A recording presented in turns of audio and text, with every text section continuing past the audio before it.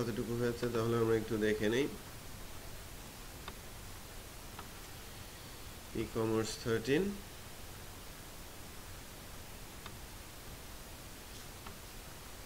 Product লগইনটা করিয়েছিল, front end login,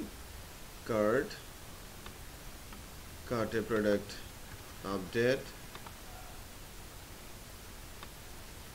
update করার পর কন্টিনিউ করার পর এখানকার লগইন না। আচ্ছা, আমি একটা অ্যাকাউন্ট তৈরি করে নিই।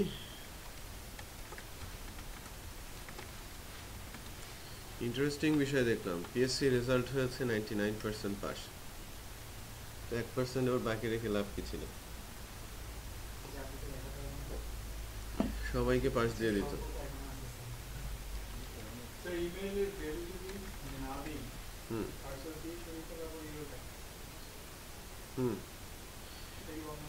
বন্ধ করা যায়।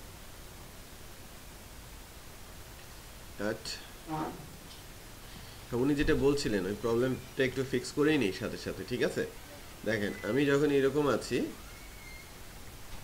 কার্সারটা সরিয়ে নিলাম, কোনো ইমেলের অ্যাড্রেস না লিখে কার্সারটা সরিয়ে নিলাম, আমার এখানে বিশাল একটা এরর চলে আসে যে অ্যাজাক্স ইমেল চেক 12 নম্বর লাইনে। কি এররটা? আমাকে বলছে যে এই যে error handler function error throw করেছে এবং বিশাল একটা নোটিশ আমাকে জেনারেট করেছে। মূলত যেটা হয়েছে সেটা হচ্ছে যে অ্যাজাক্স ইমেল চেক ফাংশনটা একটা প্যারামিটার এক্সপেক্ট করে। আমরা অ্যাজাক্সের মাধ্যমে চেক আউট কন্ট্রোলারে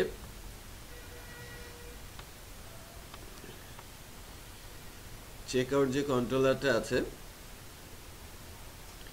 চেক আউট যে কন্ট্রোলারটা আছে, চেক আউট কন্ট্রোলারে অ্যাপ্লিকেশন কন্ট্রোলার চেক আউট কন্ট্রোলারের একটা ফাংশন কল করেছি।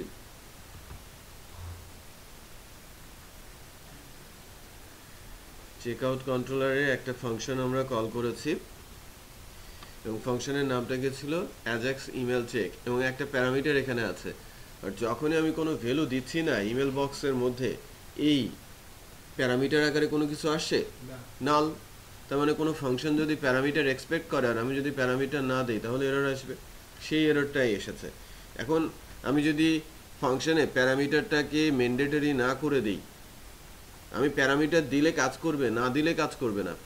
আবারও বলছি, প্যারামিটার দিলে কাজ করবে, না দিলে কাজ করবে না। সেই অবস্থায় আমি ফাংশনের প্যারামিটার রাখতে পারি। হাউ? যদি কোনো ফাংশনের প্যারামিটার দেই, মানে কোনো একটা প্যারামিটার দেই এবং ইকুয়াল নাল লিখি, যদি প্যারামিটারটা না আসে তাহলে ভেরিয়েবলের ভ্যালুটাকে নাল দিয়ে নেবে সে, আর যদি প্যারামিটার আসে তাহলে সে আগের ভ্যালুটাই ডিফাইন করে নেবে। যেমন আমি যদি পাঠাই ইমেল অ্যাড্রেস, তাহলে ইমেল অ্যাড্রেসের ভেতরে ইমেল অ্যাড্রেসটাই থাকবে, আর যদি কোনো কিছু না পাঠাই তার ভেতরে কি থাকবে? নাল থাকবে। এখন যদি চেক করে, আলাদা জিনিস। জিরো হচ্ছে একটা ইন্টিজার ভ্যালু, নাল কোনো কিছুই নেই, ব্ল্যাঙ্ক ভ্যালু। এবার চেক করেন, এররটা নেই, ব্ল্যাঙ্ক ভ্যালু কিন্তু সে আমাকে অ্যাভেলেবেল বলছে। বাট এটাও আমি চাইলে কিন্তু জাভাস্ক্রিপ্ট দিয়ে আটকে দিতে পারি যে যদি ব্ল্যাঙ্ক ভ্যালু আসে তাহলে আমি রিটার্ন অ্যাজাক্স পাঠাবো, অ্যাজাক্সের একটা রেসপন্স পাঠাবো। এখান থেকে দেখেন,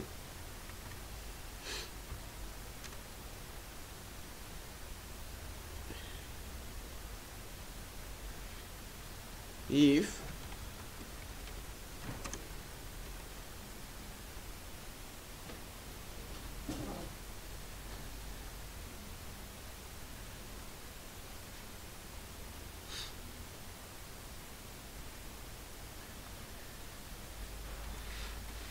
email address equal null, then echo করছি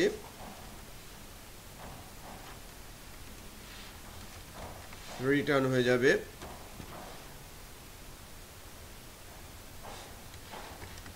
ইমেল অ্যাড্রেস রিকোয়ার্ড। ঠিক আছে?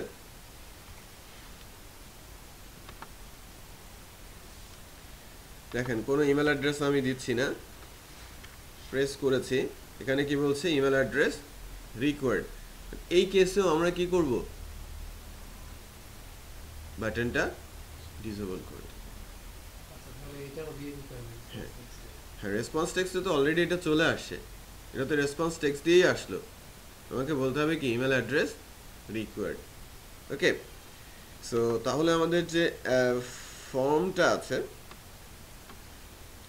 ভিউর মধ্যে আমরা কি দেখছিলাম চেক আউটের মধ্যে check out form check out ফর্মে আমাদের যে রেসপন্স টেক্সটে ফাংশন দেওয়া আছে যে অলরেডি এক্সিস্ট হলে ডিসেবল ট্রু হবে আরেকটা ইফ এখানে পুশ করতে হবে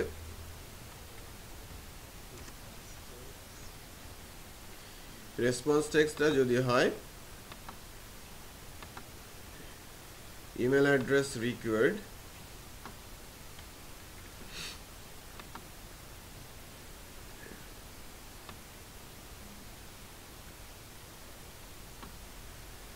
ইমেল অ্যাড্রেস রিকোয়ার্ড যদি এর সঙ্গে মিলে যায় তখন এটা কি হয়ে যাবে ডিসেবল ট্রু হয়ে যাবে তার মানে আমি যদি কোনো ইমেল অ্যাড্রেস না দেই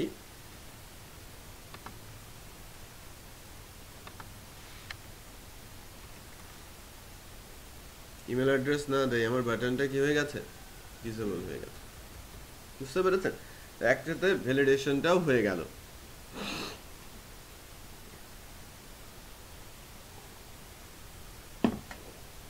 আচ্ছা স্যার ছোটখাটো প্রবলেম থাকলে আপনারা বলবেন সেক্ষেত্রে আরো দু একটা জিনিস কিন্তু অ্যাডিশনাল শেখা হয়ে যাবে ওকে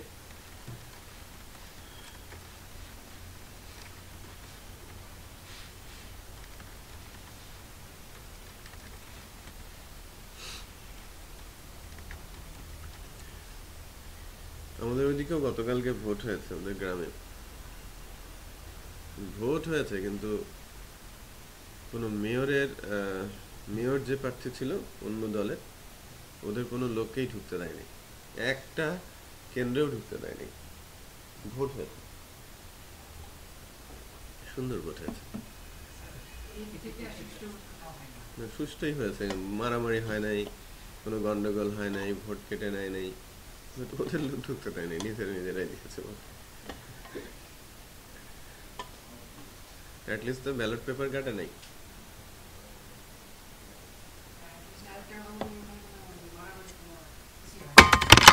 না সুষ্ঠুই হয়েছে মানে পলিসিটা ভালো লেগেছে গন্ডগোল হলে সমস্যা নেই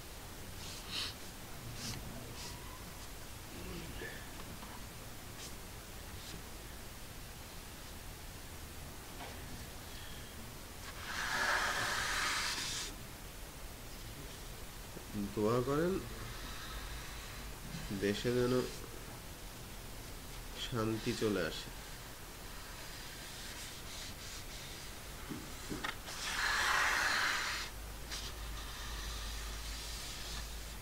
গতবার এই সময়টা অনেক উত্তপ্ত ছিল না দেশ ভালো ছিল যত শান্ত ততই মনে করবেন যেন গলদ আছে কোথাও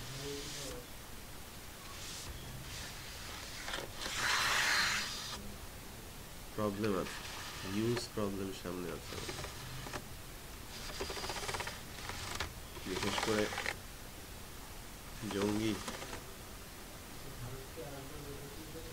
হ্যাঁ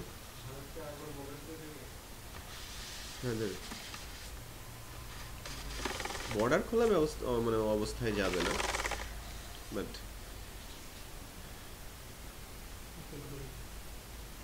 আফগানিস্তান পাকিস্তান স্টাইলের হয়ে যাওয়ার সম্ভাবনা আছে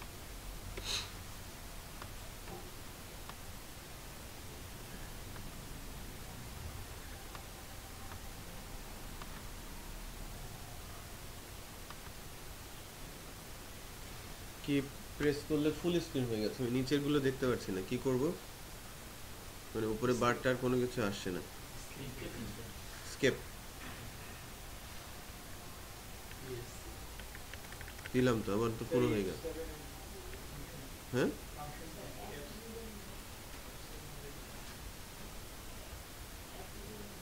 এই ফিলে থ্যাংক ইউ চলে আসছে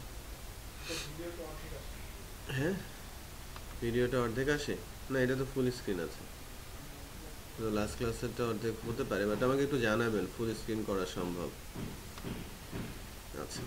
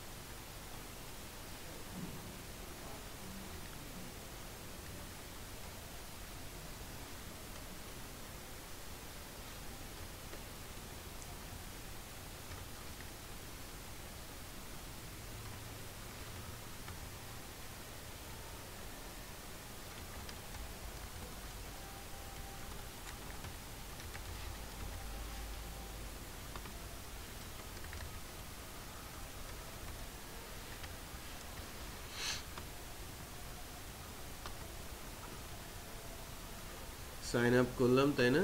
আমার কিন্তু ইমেলটা শো করছে যে সাইন আপ ইমেল। ওকে,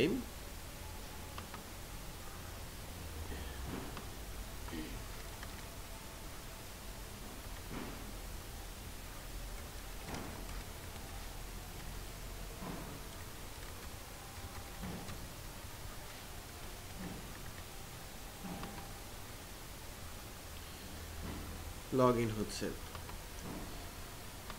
এটা কিন্তু এই ফর্মটাকে সামনে নিয়ে আসতে হবে। Please enter shipping information for your available order, যেটা বলা হচ্ছে এটা সেন্ট্রাল লাইন করতে হবে, ঠিক আছে? সেন্ট্রাল লাইন করে নেবেন। সো শিপিং ইনফরমেশনটা সেভ হচ্ছে কিনা একটু চেক করি, এবং শিপিং টেবিলটা আমি দিয়ে দিয়েছি। আচ্ছা, এখন একটা জিনিস আমার চেক করতে হবে, চেক আউটের মধ্যে এসে চেক আউট ক্লাসে শিপিং ফর্মটা আসলো, শিপিং অ্যাড্রেস সেভ শিপিং এটাকে বলা হচ্ছে, তাই না?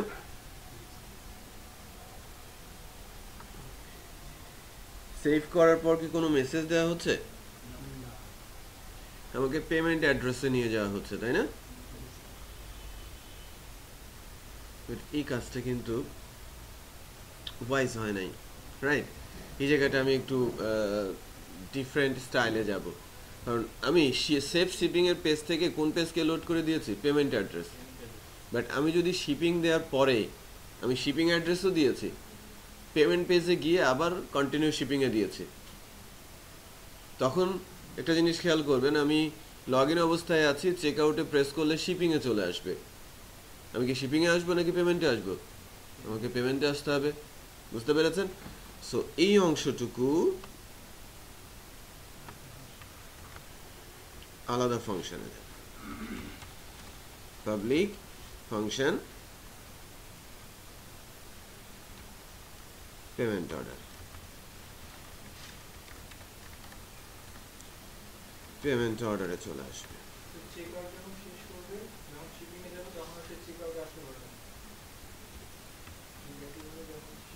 হ্যাঁ, আর শিপিং আসতে হবে। শিপিং তো অলরেডি একবার দিয়েছে, তাকে আরেকবার দেওয়ার অর্থ কি? তাকে পেইন দেওয়া, বোঝা যাচ্ছে? আচ্ছা, তাহলে আমি এখান থেকে রিডিরেক্ট করব কোথায়? রিডিরেক্ট করব চেক আউট স্ল্যাশ পেমেন্ট অর্ডারে। নাইস। শেপ শিপিংয়ে যেটা করা হয়েছে সেটা একটু দেখে নেই, যে ডাটাগুলো নেওয়া হয়েছে, ইনসার্ট করা হয়েছে, ইনসার্ট করার পর এসডাতে শিপিং আইডি নেওয়া হয়েছে এবং সেশনে সেটা সেট করা হয়েছে। তার মানে আমার সেশনে কি কি আছে? শিপিং আইডিটাও আছে।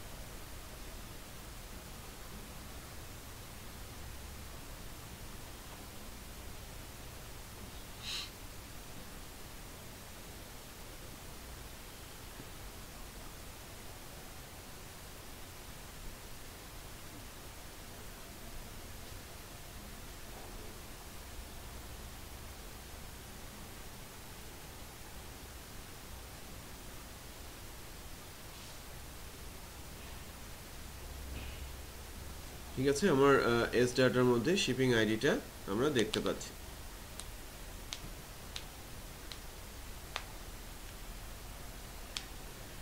Insert DB insert ID shipping ID এখানে আছে।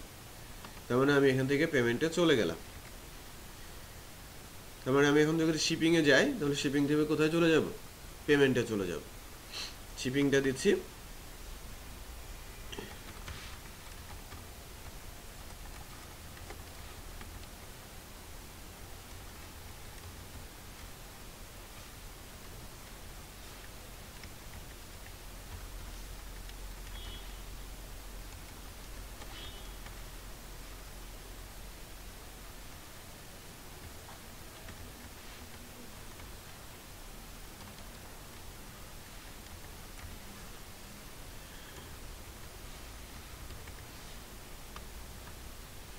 Save shipping info. দেখেন শিপিং দিলাম, আমার ফাংশনটাও কিন্তু চেঞ্জ হয়ে গেছে। কি এসেছে এখানে? Payment info. তো পেমেন্ট হচ্ছে পেপ্যাল ক্যাশ অন ডেলিভারি হবে। মানি ব্রোকারের কোনো অপশন বা এপিআই এখন আপাতত তারা ফ্রি দিচ্ছে না, সো সেটা আমরা দেখাতে পারবো না। পেপ্যাল যাবো আর ক্যাশ অন ডেলিভারিতে যাব। সো পেপ্যালের ফ্রি এপিআই আছে, সেই এপিআইটা ইন্টিগ্রেট করে আমরা কিভাবে পেপ্যালে যেতে পারি সে বিষয়টা দেখাবো। আর দুই হচ্ছে যে এখন মনে করেন কেউ যদি চলে যায় কার্টে অথবা হোমে বা অন্য কোথাও, রাইট? হোমে গেছে, সে আরো প্রোডাক্ট দেখতে যাচ্ছে, কিনতে যাচ্ছে, অথবা কার্টে গেছে, প্রোডাক্ট দেখতে যাচ্ছে। এখন চেক আউটে প্রেস করলে কোথায় যাবে? চলে আসছে কোথায়? শিপিং এ। আমাকে যেতে হবে কোথায়? সোজা পেমেন্টে। সো সেই ব্যবস্থাটা আমাদের এখন করতে হবে। তো সেই ব্যবস্থা যদি আমরা করতে চাই আমাদের আবার কার্ট ভিউয়ে যেতে হবে। এখানে আবার লজিকটা আমাকে চেঞ্জ করতে হবে। আমি বলছিলাম যদি কাস্টমার আইডি নাল হয় তাহলে চলে যাবে কোথায়? শিপিং অ্যাড্রেসে। নট নাল হলে, আদারওয়াইজ চলে যাবে কাস্টমার রেজিস্ট্রেশনে।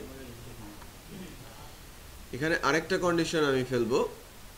এখানে আমি আবার রিড করছি শিপিং আইডি।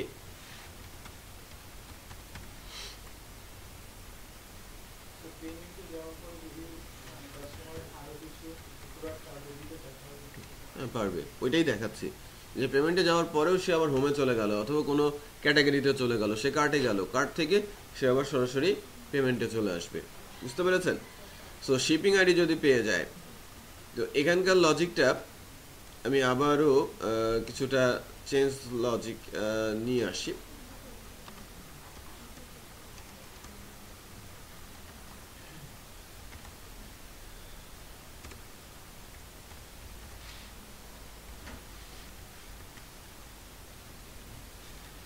আমি ইফ বলছি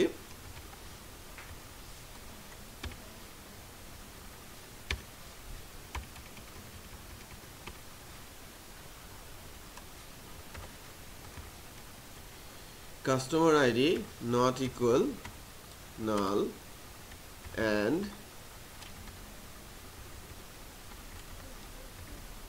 shipping ID যদি not equal null হয়, কাস্টমার আইডি নাল, শিপিং আইডিও কি নাল। যদি দুইটাই যদি নাল না হয় তো সেক্ষেত্রে যদি ডেটা থাকে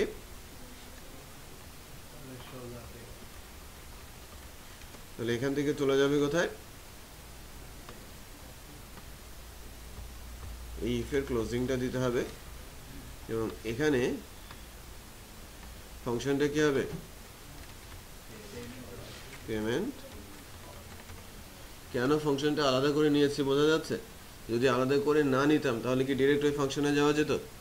শিপিং এ যেতে হতো, রাইট? পেমেন্টটা ডিসপ্লে করার জন্য। সো এবার চেক আউটে প্রেস করলে চলে যাব কোথায়? পেমেন্টে। সেই ছোট ছোট ফ্লসগুলো আমাদের নিয়ে কাজ করতে হবে আর কি, শিখতে হবে বিষয়গুলো। তো আমি যদি এখন শিপিং এ যাই, এবার যদি চেক আউট প্রেস করি, স্টিল শিপিং দেখাচ্ছে।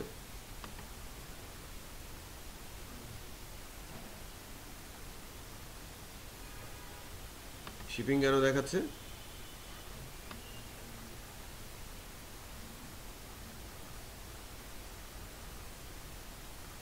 শিপিং আইডিটা কি সেশনে নাই? echo customer id dot shipping id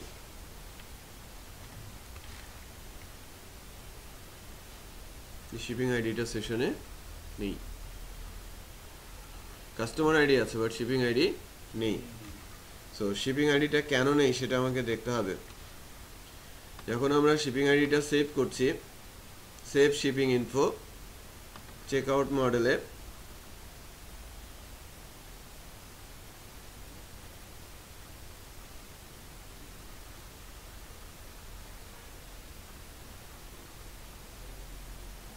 insert ID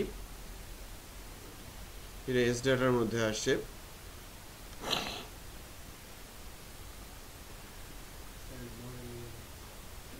মডেলেই দেখছি এবং সেশনে সেট করা হচ্ছে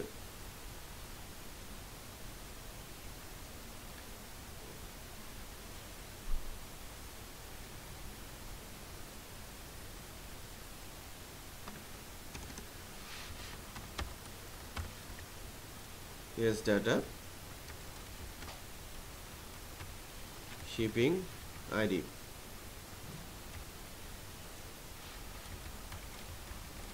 exit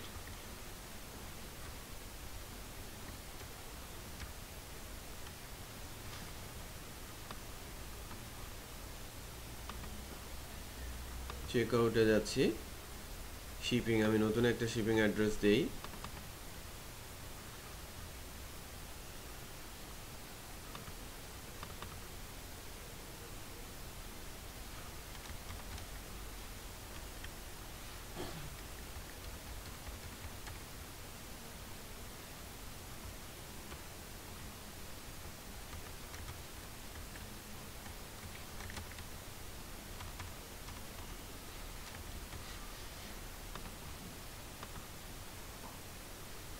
সেশনে কিন্তু শিপিং এর আইডিটা আসছে না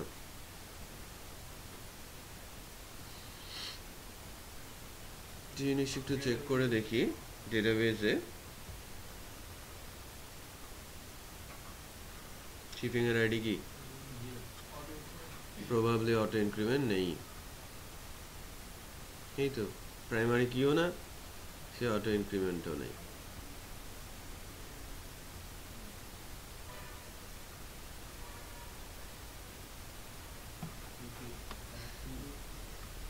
হ্যাঁ টেবিলে ডাটাগুলো রিমুভ করতে হবে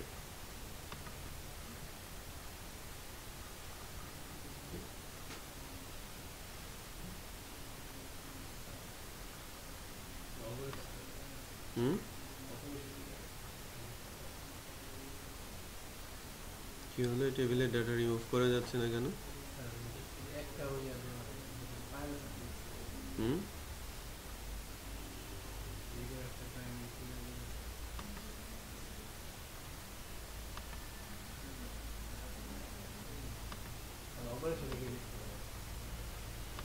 অপারেশনে গিয়ে কি করব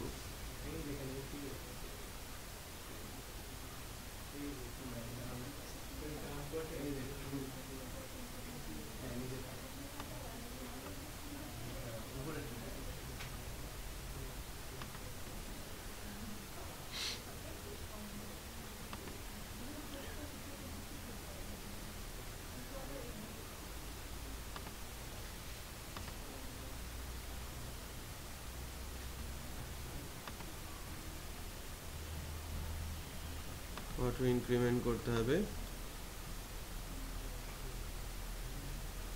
এবং প্রাইমারি অটো ইনক্রিমেন্ট প্রাইমারি হয়ে গেছে না কোনটা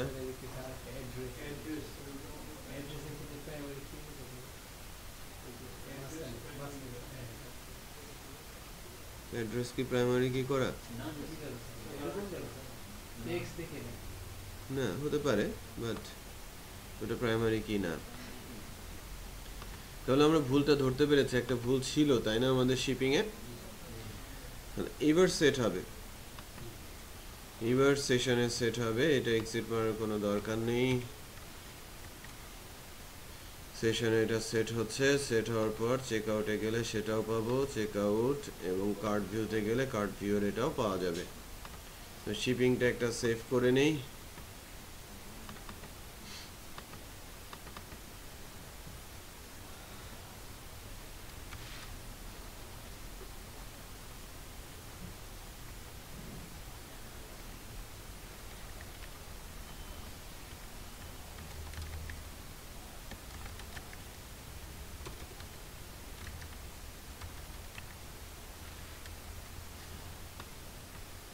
সেভ শিপিং। আমি পেমেন্টে আছি, পেমেন্ট থেকে কার্টে গেলাম, কারণ কার্ট থেকে যদি আবার চেক আউটে যাই, দেখেছেন এটা হচ্ছে পেমেন্ট অর্ডারই দেখাচ্ছে, এটা শিপিং দেখাচ্ছে। এখানে প্রবলেম হচ্ছে কি দুইটা ইফ বলেছি আর একটা এলস বলেছি, মাঝেরটা আপনাকে বলতে হবে কি এলসি, রাইট? যে কোনো একটা যেন এক্সিকিউট হয়। তাহলে ওটা চলে গেছে, আমার পেমেন্ট অর্ডারটা আছে, তার মানে এখন চেক আউটে প্রেস করলে আমরা কোথায় যাচ্ছি? পেমেন্টে চলে যাচ্ছি। বিষয়টা ক্লিয়ার সবার কাছে? লাস্ট ডেতে নর্মালাইজেশন তো ছিলেন সবাই, রাইট? সো ওই দিন পেমেন্ট টেবিল নিয়ে কোনো কথা বলি নাই। পেমেন্টে ডাটা যাওয়ার জন্য, পেমেন্ট টেবিলে ডাটা যাওয়ার জন্য আমরা একটা পেমেন্ট টেবিল তৈরি করবো, লাইক পেমেন্ট আইডি, পেমেন্টের টাইপ, কি টাইপের পেমেন্ট, পেমেন্টের স্ট্যাটাস, আর payment date, right? Date time আমরা ওখানে রেখে দিতে পারি। তাহলে আইডি, পেমেন্টের টাইপ, কি টাইপ, পেপাল আর cash on delivery, payment status, আর পেমেন্টের ডেট অ্যান্ড টাইম। কমেন্টসটা আমরা পেমেন্টের যে কমেন্টস, সেই কমেন্টসটাও কিন্তু চাইলে রেখে দিতে পারি। সো টিবিএল ই কমার্সে, মানে ই কমার্সের মধ্যে আমি টিবিএল পেমেন্ট বলে একটা টেবিল করছি, যেখানে 5টা ফিল্ড হবে।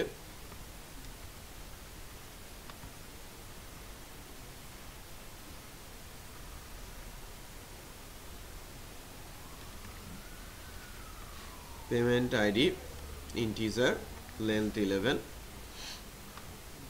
Auto increment primary,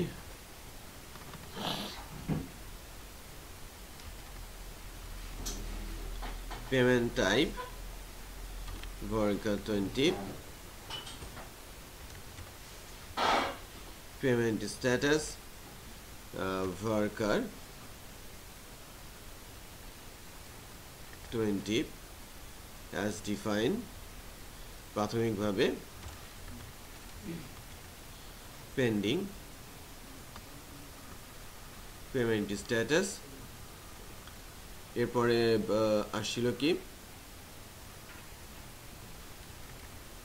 payment date time,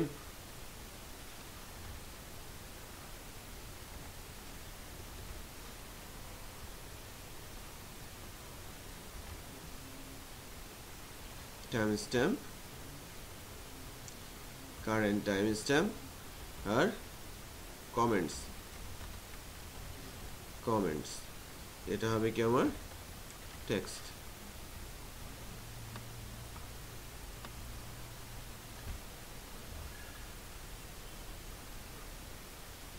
save করে দিলাম, আমাদের একটা পেমেন্ট নামে টেবিল তৈরি হয়েছে। মানে এই টেবিলটা যেটা তৈরি হলো টিবিএল পেমেন্ট, একটা জিনিস খেয়াল করেন, এর মধ্যে পেমেন্টের আইডিটা অটো ইনক্রিমেন্ট, পেমেন্টের টাইপ যেটা সিলেক্ট হবে, পেপাল আর ক্যাশ অন ডেলিভারি, যে কোনো একটা এসে বসে যাবে।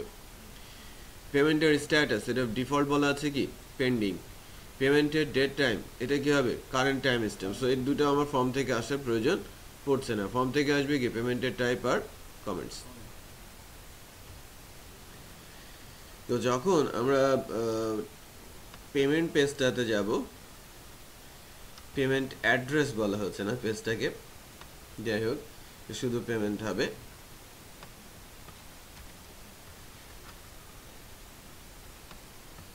চেক ইকুয়াল চেক আর ক্যাশ অন ডেলিভারির যে বিষয়টা,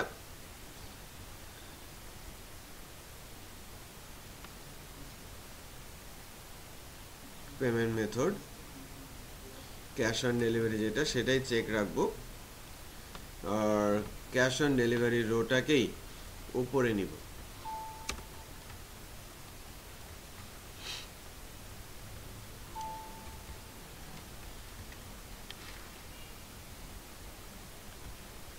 এই জায়গাটা একটু চেঞ্জ করে নিলাম নিজেদের মতো করে। এখন আসি কিছুটা ইনফরমেশন নিয়ে। ইনফরমেশনটা হচ্ছে এরকম যে সারা ওয়ার্ল্ডে বা ফার্স্ট ওয়ার্ল্ড কান্ট্রিগুলোতেও ই কমার্সে বা যে কোনো প্রোডাক্টের ক্ষেত্রে যে পেমেন্ট মেথডটা সবচেয়ে বেশি জনপ্রিয় সেটা হচ্ছে cash on delivery. Cash on ডেলিভারিটাই জনপ্রিয় মেথড। কারণ অনলাইনে আমি যে প্রোডাক্টগুলো কিনছি প্রোডাক্টের ছবি দেখে কিনছি, প্রোডাক্ট দেখে কিনছি না। সো টাকা দেওয়ার ক্ষেত্রে সবাই কিন্তু দেখে প্রোডাক্ট বুঝে নিয়ে টাকা দেওয়াতেই বেশি স্বাচ্ছন্দ্য বোধ করে। যদিও অনলাইনে পেমেন্টের সুযোগ থাকলে অনেকেই পেমেন্ট করছে এবং প্রোডাক্ট নিচ্ছে, এবং সেক্ষেত্রে অনলাইনে যে প্রোডাক্টগুলো পেমেন্ট করে নেয়, যেগুলো দেখার কিছু নেই, মূলত সার্ভিস, দেখার কিছু নেই, লাইক ডিজিটাল প্রোডাক্ট, সেই প্রোডাক্টগুলোতেই কিন্তু ডিরেক্ট পেমেন্ট হয়। ম্যাক্সিমাম যেগুলো ফিজিক্যাল গুডস সেগুলোতে ডিরেক্ট পেমেন্ট হয় না, ডেলিভারি করার পর পেমেন্ট হয়ে থাকে। Okay, so first world country like USA, UK, এরাও যখন অনলাইনে পেমেন্ট করে, অনলাইন পেমেন্টের ক্ষেত্রে 70% অর্ডার হয়ে থাকে ক্যাশ অন ডেলিভারিতে। 70% ক্যাশ অন ডেলিভারি, 30% আদার্স, অন্যান্য মেথড অ্যাপ্লাই করে করা হয়, কারণ পেমেন্ট মেথডগুলোই মূলত সেখানে ইউজ হয়। আমাদের দেশের সিনারিওটা কি? আমাদের দেশের সিনারিওটা আরও বেশি ক্যাশ অন ডেলিভারি স্পেসিফিক। 95 থেকে 98%, 95 থেকে 98%, 2 to 5% বলা হয়, 2 to 5% অনলাইনে পে হয়, মানে ডিরেক্ট পেমেন্ট করে। তারপরেও সে সার্ভিস ওরিয়েন্টেড প্রোডাক্টগুলো, আর ফিজিক্যাল গুডস যেগুলো সেগুলো পেমেন্ট হয়ে থাকে কোথায়? ক্যাশ অন ডেলিভারিতে, রাইট? আচ্ছা, সো ক্যাশ অন ডেলিভারিটা হচ্ছে এরকম যে আমার অর্ডারটা প্লেস হয়ে যাবে ওভার দ্য ফোন আর ওভার দ্য ইমেল, আমার কাছ থেকে কনফার্মেশন চাইবে, আমি কনফার্মেশন দিয়ে দিব, সঙ্গে সঙ্গে আমার অর্ডারটা ডেলিভারি হয়ে যাবে, আমার কাছে পৌঁছে দেবে, আমি প্রোডাক্ট দেখে তাকে টাকাটা দিয়ে দিব। কারণ ওই ক্ষেত্রে যদি আমি ক্যান্সেলও করে দিই অর্ডারটা, যে নিয়ে আসলে আমি বললাম যে না আমার দরকার নেই, সেটাও কিন্তু জায়েজ আছে, তারা কিছুই বলবে না। তারা কিন্তু কিছুই বলবে না। তো ক্যাশ অন ডেলিভারি এই যে ফর্মটা আছে আমরা পেমেন্ট মেথডে, তাহলে আমরা ডাটা সেভ করবো, সেভ পেমেন্ট ইনফো নামে একটা ফাংশন রেডি করি।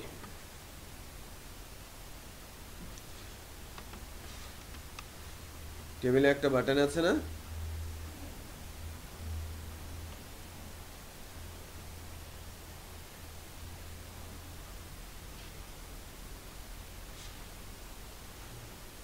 কন্টিনিউ অথবা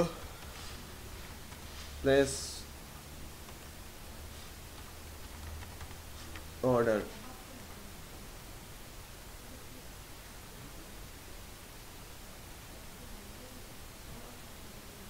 সো প্লেস অর্ডারে বলেছি, প্লেস অর্ডার থেকে এটা চলে আসে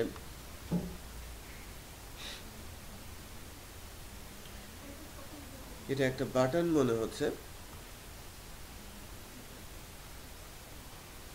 একটা লিংক মনে হচ্ছে, কন্টিনিউ।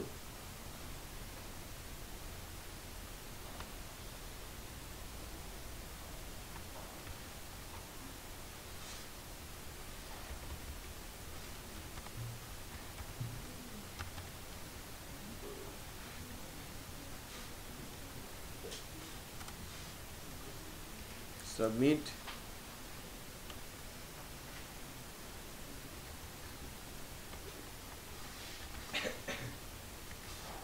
Value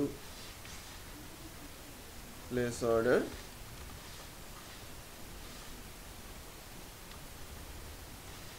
delete.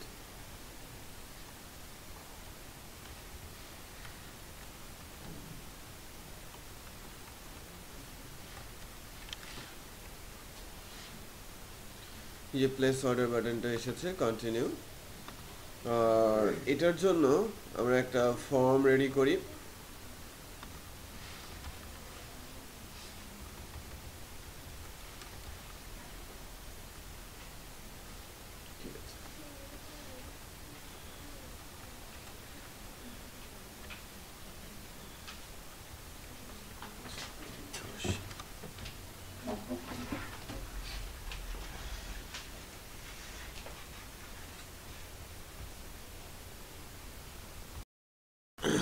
আচ্ছা, তাহলে আমরা অর্ডারটা সেভ করার জন্য সাবমিট ইনপুট টাইপ সাবমিট নিয়েছি, ফর্ম একটা নিয়েছি,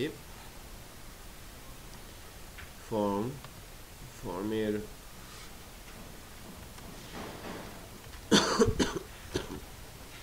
অ্যাকশন নিচ্ছি,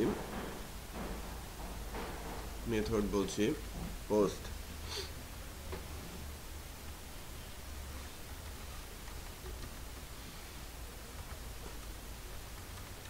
echo base URL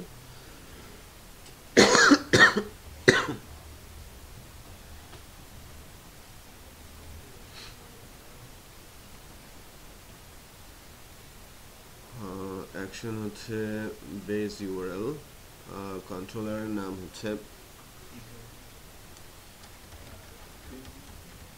check out, আর ফাংশনটা হচ্ছে আমার প্লেস অর্ডার। ঠিক আছে, এখানে এই ফাংশনটা কিন্তু অত্যন্ত গুরুত্বপূর্ণ একটা ফাংশন, যার মাধ্যমে আমাদের ডেটাবেসে অর্ডারটা প্লেস হয়ে যাবে। ওকে,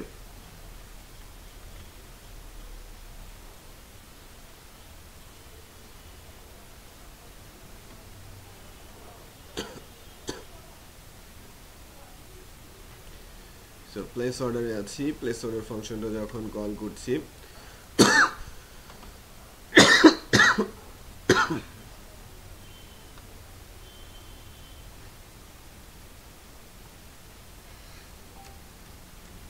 public function place order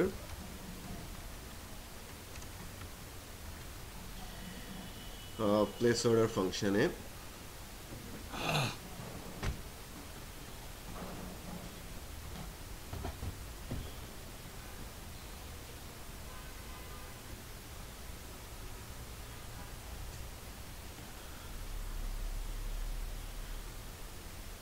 এসে ফার্স্টেই আমরা ওই পেমেন্ট অ্যাড্রেস যে ফর্মটা আছে, ফর্ম থেকে যা নিব সেটা হচ্ছে চেক পেমেন্ট নেমটা কি, পেমেন্ট মেথড, আর রেডিও বাটনের ভ্যালুটা কি, ক্যাশ অন,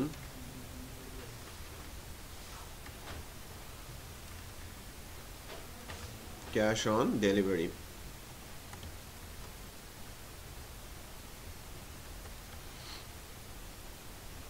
সরি, এটা কি হবে,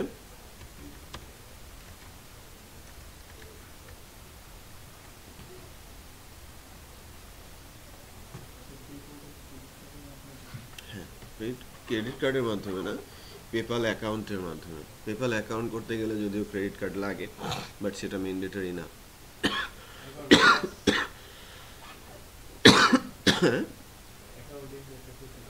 আমাদের অ্যাকাউন্ট করা যাবে, বাট অ্যাক্টিভ করতে হলে আপনার ব্যাংক অ্যাকাউন্ট লাগবে আর ক্রেডিট কার্ড লাগবে। ক্রেডিট কার্ড পাওয়ার জন্য ব্যাংক অ্যাকাউন্ট লাগবে, বুঝতে পেরেছেন? যাবে না, পেপাল বাংলাদেশ সাপোর্ট করে না।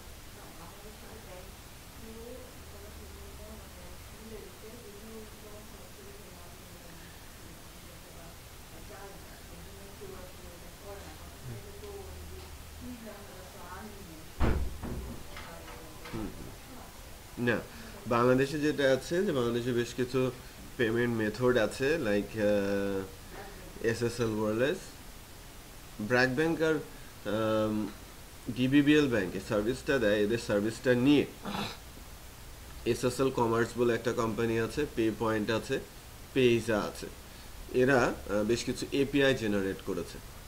বাংলাদেশের যে লোকাল কার্ডগুলো আছে, লোকালি যে ইন্টারনেটের মাধ্যমে, লোকাল ইন্টারনেটের মাধ্যমে যেটা চলে, সেই কার্ডগুলো ডেবিট এবং ক্রেডিট আর বিকাশ, ইউক্যাশ, এগুলো মিলিয়ে সবগুলো একটা এপিআই প্রোভাইড করে। আপনাকে এপিআইটা তাদের কাছ থেকে নিতে হলে নিতে হবে ওই কোম্পানির কাছ থেকে, আপনার ব্যাংকের সঙ্গে যোগাযোগ করার কোনো দরকার নেই।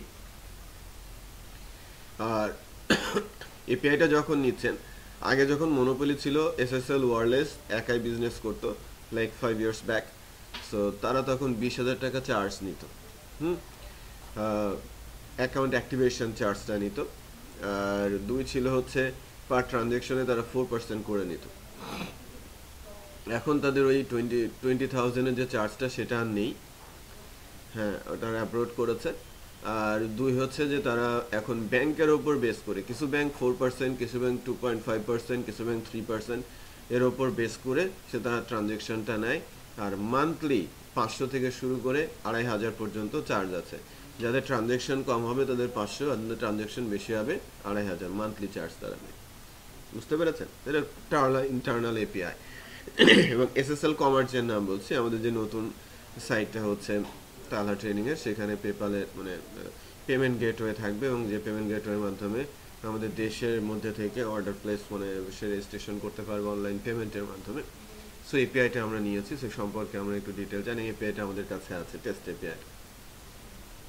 আচ্ছা, সো এই হচ্ছে বিষয়। আর 2 হচ্ছে যে ইন্টারন্যাশনাল যে এপিআই গুলো আছে, মানে পেপাল বলেন, ভেরিসাইন বলেন, জিও ট্রাস্ট বলেন, মানি ব্রোকার্স বলেন, গুগল চেকআউট, গুগল ওয়ালেট, ওকে, এই যে নামগুলো বললাম, এরকম আরও 15টা মতো পেমেন্ট গেটওয়ে আছে, যেটা ইন্টারন্যাশনাল পেমেন্ট গেটওয়ে বলা হয়ে থাকে। ইন্টারন্যাশনাল মানে শুধু ওই কান্ট্রির মধ্যে না, সারা বিশ্বে কাভারেজ তাদের আছে। সবচেয়ে বেশি কাভারেজ আছে Authorize.net ক্রেডিট কার্ড, আর কাভারেজ আছে পেপালের, এদের মোর দেন 200 কান্ট্রি কাভারেজ আছে।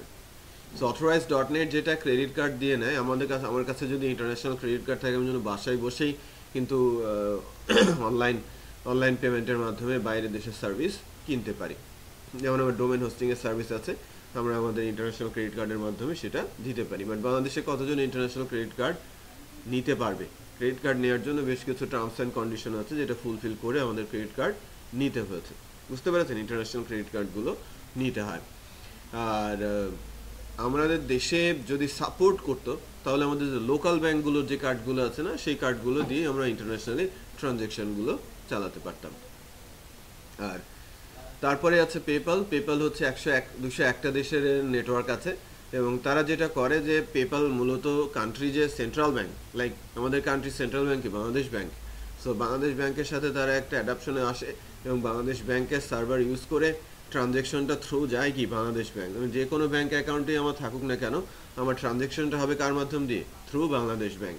তো যদিও পেপালের সাথে অনেক যোগাযোগ করা হয়েছে, পেপালকে রিকোয়েস্ট করা হয়েছে আসার জন্য, প্রিভিয়াস পেইনের কারণে, প্রিভিয়াস এক্সপেরিয়েন্স যেটা, তারা আমাদের দেশে আসার চেষ্টা করেছে 2003 থেকেই, এবং 2010 পর্যন্ত তাদের অনেক বেশি হ্যাসেল পোয়াতে হয়েছে, 2010-12 পর্যন্ত। তারপরে যখন ওই 10 বছর তারা ট্রাই করার পর বিভিন্ন প্রবলেম ফেস করে চলে গেছে, তখন আমাদের দেশ থেকে লবিং শুরু হয়েছে, যে আমাদের দাও। তারা বিভিন্ন কাজ দেখে এখন আর আমাদের দেশে আসছে না। যদিও তাদের বলা হচ্ছে যে অ্যাকাউন্ট তারা যদি পেপাল দেয় উইদিন এ মান্থ, আমাদের হয়তো almost 3 million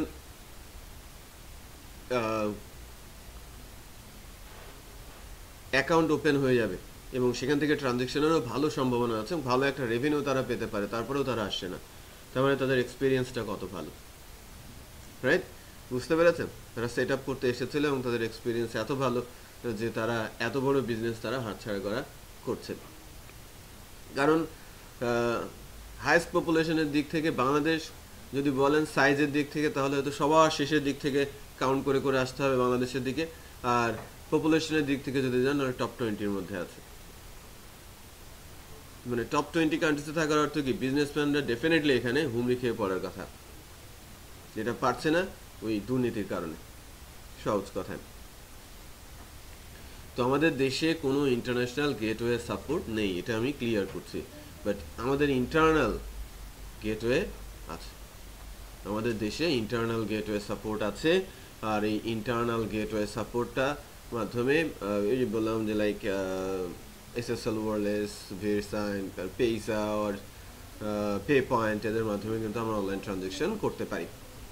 by the way, আমি প্লেস অর্ডারে যাচ্ছি, ক্যাশ অন ডেলিভারি বলেছি, পেপাল বলেছি, নাম দুইটা সেম পেমেন্ট মেথড, রেডি বাটনের। আর কমেন্টস হচ্ছে একটা ফিল্ড দেওয়া হয়েছে। সো আমরা যখন অর্ডারটা প্লেস করতে যাব, অর্ডার প্লেসের শুরুতেই আমরা পেমেন্ট মেথড, পেমেন্ট মেথডটাকে ধরে নিব।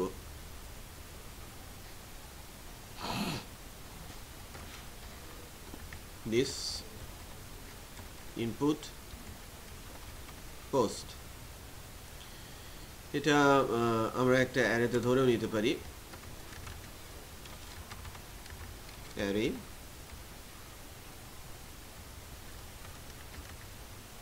ডাটা অ্যারে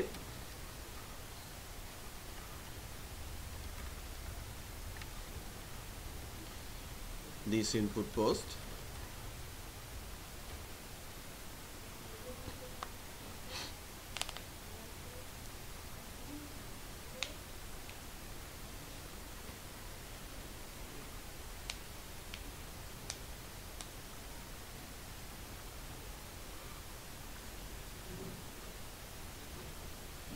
হচ্ছে পেমেন্ট মেথড, আর 2 হচ্ছে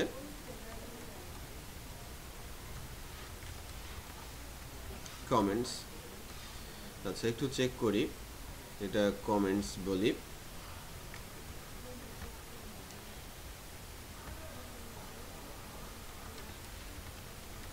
কমেন্টস অ্যাকচুয়ালি এই অংশটুকু হবে কোথায়, আমাদের মডেলের মধ্যে, তাই না? সো আমি এখান থেকে বলছি দিস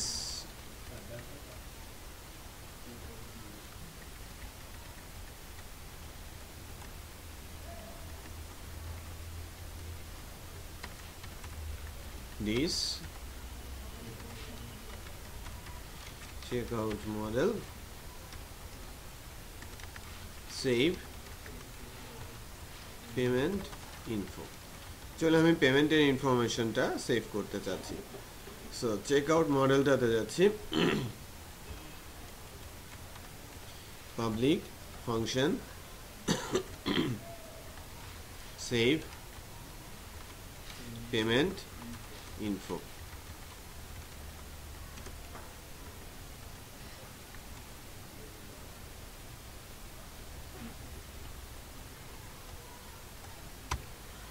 সেই পেমেন্ট ইনফোতে আছে, পেমেন্ট ইনফোতে এসে ডাটাগুলো নেওয়া হয়েছে। এখন বলছি দিস ডিবি ইনসার্ট, ঠিক আছে, দিস ডিবি ইনসার্ট, আর ইনসার্টের মধ্যে থেকে আমাদের টেবিলের নাম হচ্ছে টিবিএল পেমেন্ট, আর প্যারামিটার আকারে আমি পাস করে দিচ্ছি আমার ডাটাকে। তাহলে ডেটাবেসে ডাটা ইনসার্ট হলো। এরপর এস ডাটা একটা অ্যারে নিয়ে নিচ্ছি, আর এস ডাটা একটা অ্যারের ইন্ডেক্সের ভিতরে আমি বলছি পেমেন্ট আইডি, আর পেমেন্ট আইডিটার জন্য আমরা বলছি this DB insert ID. Insert আইডিটা এসে কোথায় ঢুকে যাবে, পেমেন্ট আইডির মধ্যে। কারণ আমি কিন্তু গতদিন যখন নর্মালাইজেশন করাচ্ছিলাম তখন কিন্তু পেমেন্ট আইডি নামে একটা আইডি ছিল অর্ডার টেবিলে, মনে আছে? সো আমি যে পেমেন্টের ইনফরমেশনটা এখানে সেভ করছি ওই আইডিটা আমার দরকার কোথায়, অর্ডার টেবিলে। সো এখন বলছি this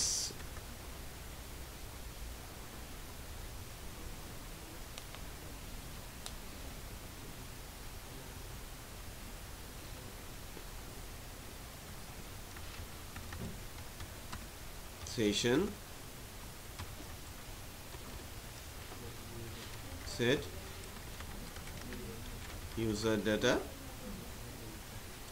$s data set underscore user data বলছি $s data। সো এটা সেশনে সেট হলো এবং সেভ হলো। সেভ হওয়ার পর আমার কিন্তু এখন এখানে এসে যে বিষয়টা চেক করব সেটা হচ্ছে পেমেন্ট মেথড। পেমেন্ট মেথড মূলত এখানে কি আছে, দিস ইনপুট পোস্ট, পোস্টের মধ্যে পেমেন্ট মেথড আর কমা দিয়ে ট্রু। সো এটা এখান থেকে কেন নিলাম, আমার এখানে লজিক ইমপ্লিমেন্ট করতে হবে। যদি ডলার পেমেন্ট মেথড ইকুয়াল হয় ক্যাশ অন ডেলিভারি, তাহলে একটা কাজ আবার ইফ বলছি, যদি আমার পেমেন্ট মেথড হয় পেপ্যাল, তাহলে আরেকটা প্রসেস। সো পেমেন্ট মেথডের পেমেন্ট অ্যাড্রেসের এখানে আমরা কি আছে, একটা হচ্ছে পেপ্যাল, একটা ক্যাশ অন ডেলিভারি। সো আমি যদি ক্যাশ অন ডেলিভারিতে যাই আমার এখানে এক ধরনের কাজ করতে হবে, আমি যদি পেপ্যালে যাই তাহলে আরেক ধরনের কাজ করতে হবে। ইভেন শুরুতে আমাকে অর্ডারটা সেভ করতেই হবে, ফার্স্ট জব কি আমার অর্ডার সেভ করা। তো অর্ডার সেভ করার আগে আমাদের ডেটাবেসে অর্ডার রিলেটেড যে টেবিলগুলো আছে সেই টেবিলগুলো রেডি থাকতে হবে। বিশেষ করে আমাদের কিন্তু প্রোডাক্ট রিলেটেড কাজগুলো করার পর আমরা যখন অর্ডার ডিটেলে আসি, কার্টের জন্য কোনো টেবিল তৈরি করি নাই, বাট চেক আউটের সময় শুরুতেই আমরা কাস্টমার নামে একটা টেবিল তৈরি করেছি, কাস্টমার ইনফরমেশন সেভ করে কাস্টমার আইডিটা সেশনে রেখেছি। দুই হচ্ছে আমরা অর্ডার শিপিং টেবিল তৈরি করেছি এবং শিপিং টেবিলের মধ্যে ডাটা রেখেছি। তারপরে আজকে আমরা যেটা করলাম, পেমেন্ট ইনফরমেশন দিয়ে পেমেন্ট টেবিলে ডাটা সেভ করার চেষ্টা করছি এবং পেমেন্টের আইডিটা সেশনে রাখছি।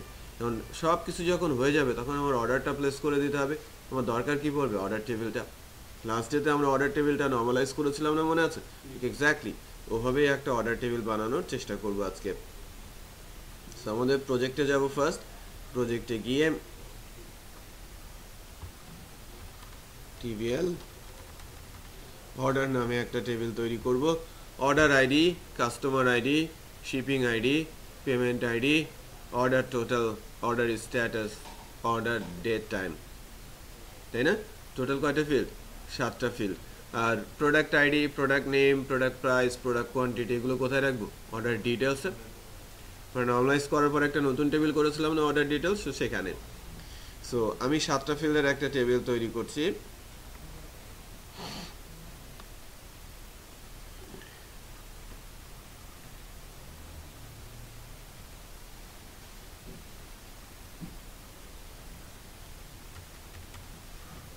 Order ID,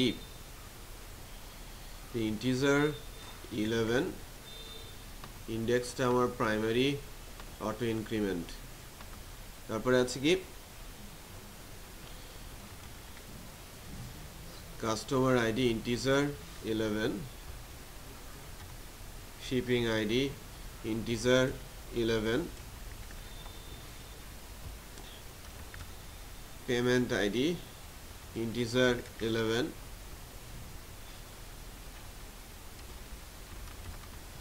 order total float 10,2, order status varchar 20, like order status pending, complete, right, cancel, process, unprocessed, তাই না, বা প্রসেসিং। সো এই যে বিভিন্ন ধরনের স্ট্যাটাস আছে না, সেই স্ট্যাটাসগুলো রয়ে যাবে অর্ডার স্ট্যাটাসে। অর্ডার ডেট,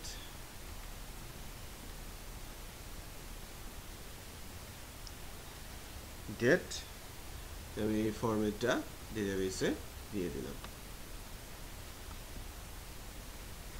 সো আমার একটা ডেটাবেস টেবিল তৈরি হলো। ওকে, এখানে একটা কাজ আমাকে করতে হবে, অর্ডার টেবিলে ডেট, ওটা ডেট টাইম দুইটাই রেখে দিই, ইম্পর্টেন্ট। চেঞ্জ করছি,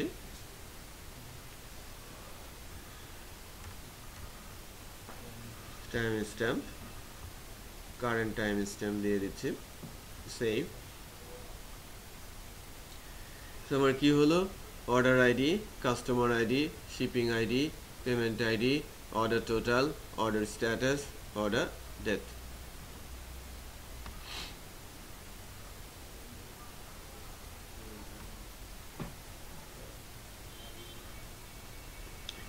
সো আমার টেবিল হলো কি টিবিএল অর্ডার। এবার আমাদের নতুন আরেকটা টেবিল তৈরি করতে হবে, order details.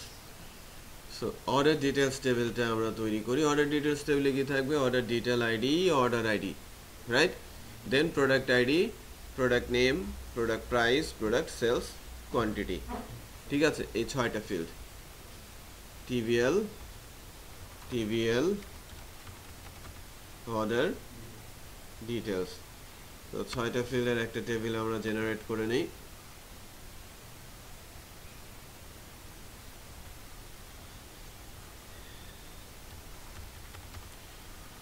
order details id integer 13 index আমি বলছি primary auto increment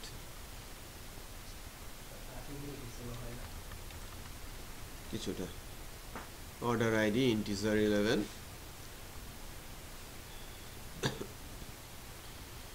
তারপরে কি আছে product id integer 5 product name varchar 100 product price float 10,2 আর product sales quantity integer like 3 then save তাহলে কি কি হলো আমার টিভিএল অর্ডার ডিটেইলসটাকে যদি আমরা দেখি তাহলে অর্ডার ডিটেইলসের মধ্যে অর্ডার ডিটেইলস আইডি এটা প্রাইমারি কি অর্ডার আইডি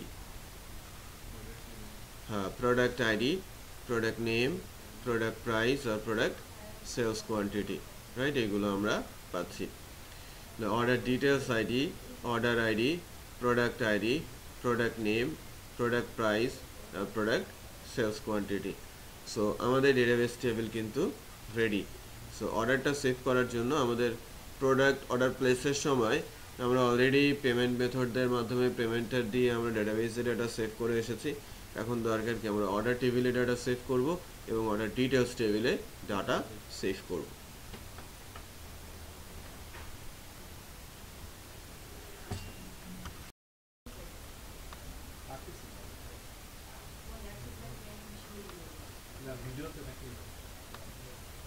আমি শুধু ক্লাসটা দেখিয়ে দেব এর চেয়ে বেশি বলবো ওকে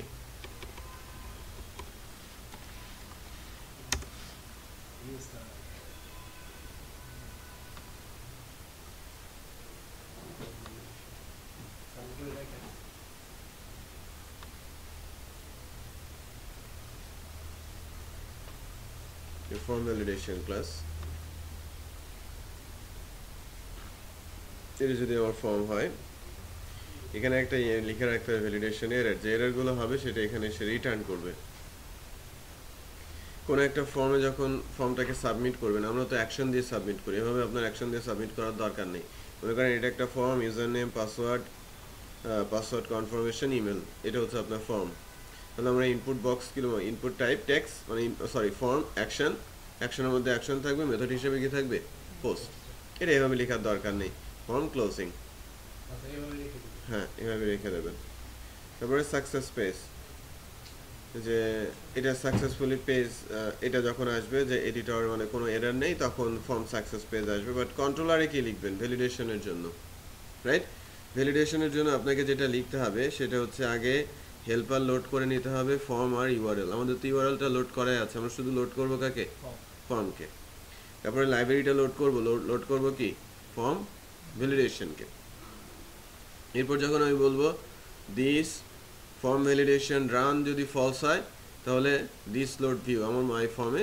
চলে যাবে যে ফর্মটাতে আমি দেখালাম যে এরর ডিসপ্লে হয়ে যাচ্ছে না ওখানে যদি ভ্যালিডেশন ইউজ ফলস করে ওখানে যাবে ভ্যালিডেশন সাকসেস হলে ফর্ম সাকসেস পেজে যাবে দ্যাটস ইট সাকসেস পেজ হ্যাঁ একটা সাকসেস পেজ মানে সাকসেস পেজটা হচ্ছে পরের পেজটা আমরা যে পেজটাতে যাই আমরা সেভ করার পর একটা পেজে যাই না ওই ভিউতে যাই আর যদি সাকসেসফুল না হয় আমরা আমাদের আগের ফর্মটাতেই ফেরত পাঠাবো দ্যাটস ইট হ্যাঁ ডাবল করে করতে হবে এবার চেষ্টা করুন তাহলে ক্লাসটার নাম কি ফর্ম ভ্যালিডেশন